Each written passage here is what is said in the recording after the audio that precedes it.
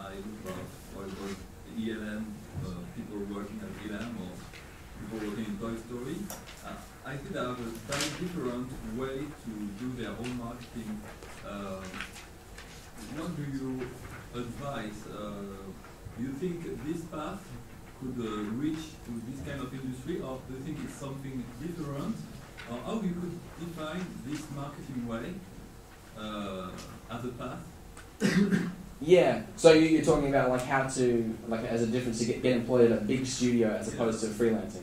Yeah, well this sort of path what I was talking about is probably more for freelancing and things like that. A lot of the bigger studios, I mean again I'm not an expert on this, I haven't worked for a big studio, but I think they use, they stick to their old methods of employing people, demo reels, things like that. I've heard a lot of them aren't using like discs now. Like when they get mailed a disc, it's just a pain to get it to work, put it in the thing. And it's just a lot easier to just find them on Vimeo, like send a link, things like that. Just click play. Don't have to worry about postage and discs and things like that. So I can't say a lot about big studios and things like that. But yeah, you're obviously wanting to get employed at a big studio. No, just try. No? Okay.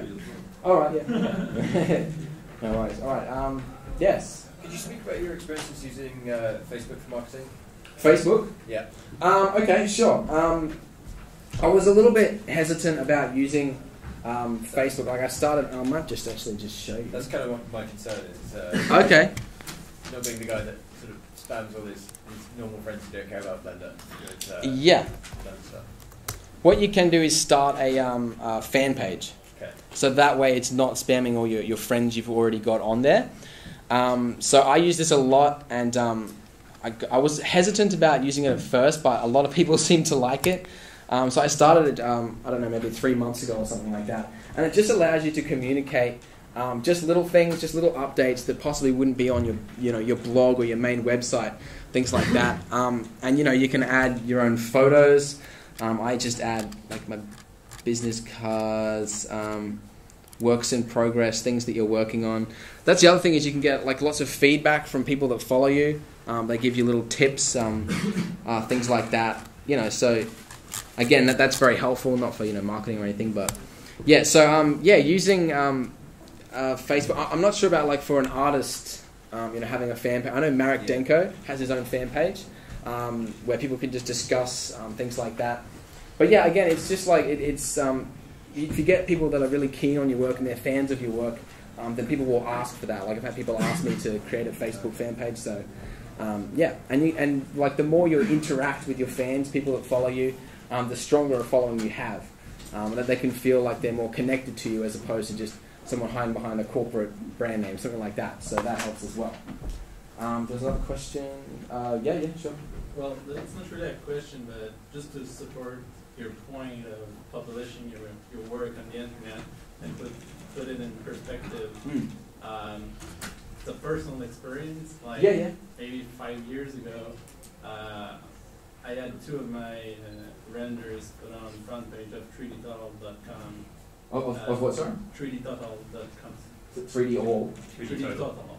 Oh, 3D Total, right. Okay, Yeah. Australian accent, got it. Yeah.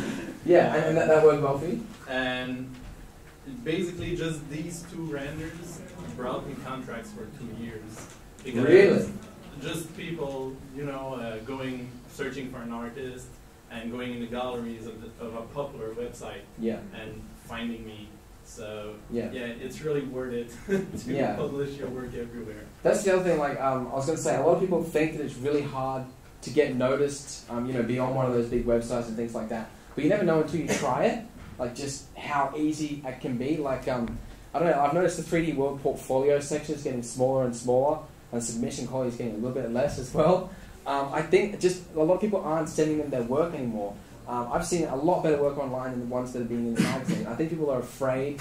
Again, that whole failure, afraid of failure thing like that. You can just push through that and just submit your work there. If the worst case scenario, they don't accept it, who cares? You're at where you started from anyway. So, yes.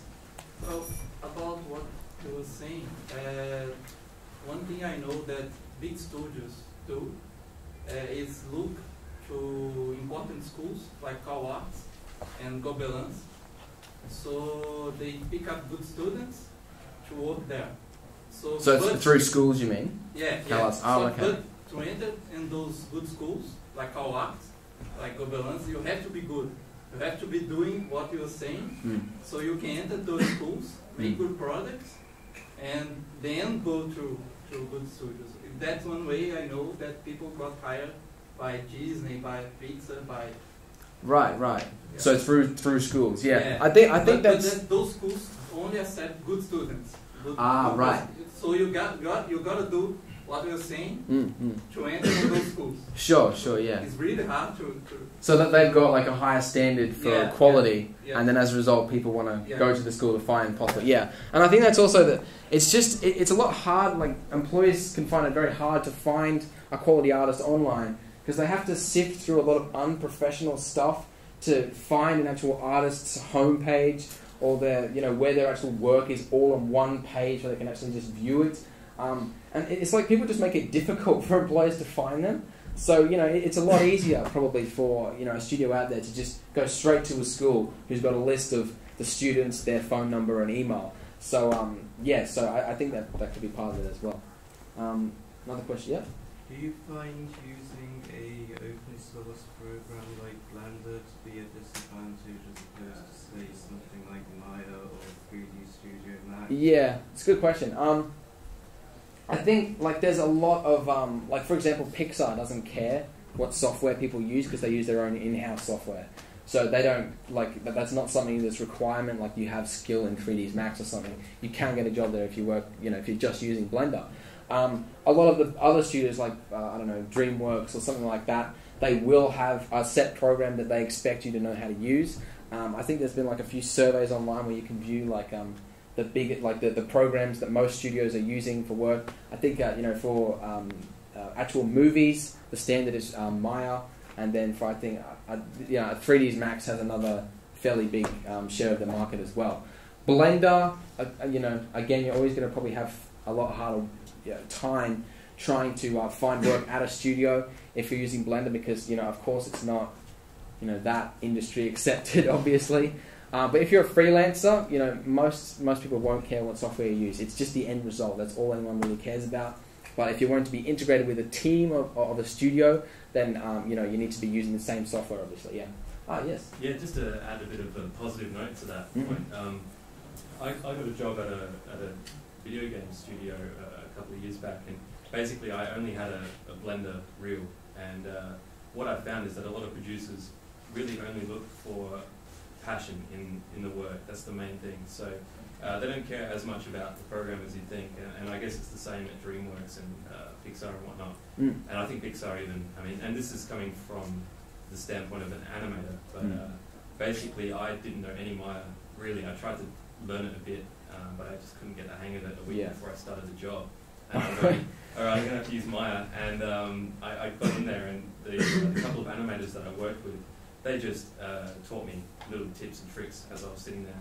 And because of using Blender and learning on that program, basically within less than a week, I was animating fine in Maya just the same. And I could switch back. And so now I feel a lot more confident that if I needed to use another program, I think I even used 3ds Max some point as well. Oh, right. I didn't like it as much, but... But good, to feel that you can use the other software, and I'm sure it's the same for rendering. That people will in a big studio go, you've got the skills, so we'll give you the time to transfer over to another program. That's right. Yeah. That's why I don't know. You see all those discussions online, what software should I use to get employed in the industry? It's well, figure out the artistic side first, and then it doesn't. Yeah, not that relevant. Yes. Actually, I did get an admission from a technical director from Pixar that a lot of their technical directors do use Blender. He admitted it to me offline, away from the microphones, and as long as they can, and they've actually used it in some of the production shots, as long as they can bring it back into their production pipeline, they're happy with you using whatever you want. He wouldn't admit it on paper though. Well, it's been recorded now. You should say he's going to get in trouble. Who said it? But that was pretty exciting to hear that. Yeah. Actually, I don't know. when I was interviewing Campbell, he said a similar thing. Like for Avatar, he said he found out from somebody who worked on the team that they actually ended up using his tree to curve script for the previous stages of Avatar, like to get the trees like that. Yeah, like obviously you're not gonna hear about it on a DVD or anything like that. But yeah, he said he was just amazed that they happened to use Blender for the previous or something. But yeah, pretty fascinating. But yeah, any other notes? Anyone want to add anything? Personal experience, maybe? Any other questions?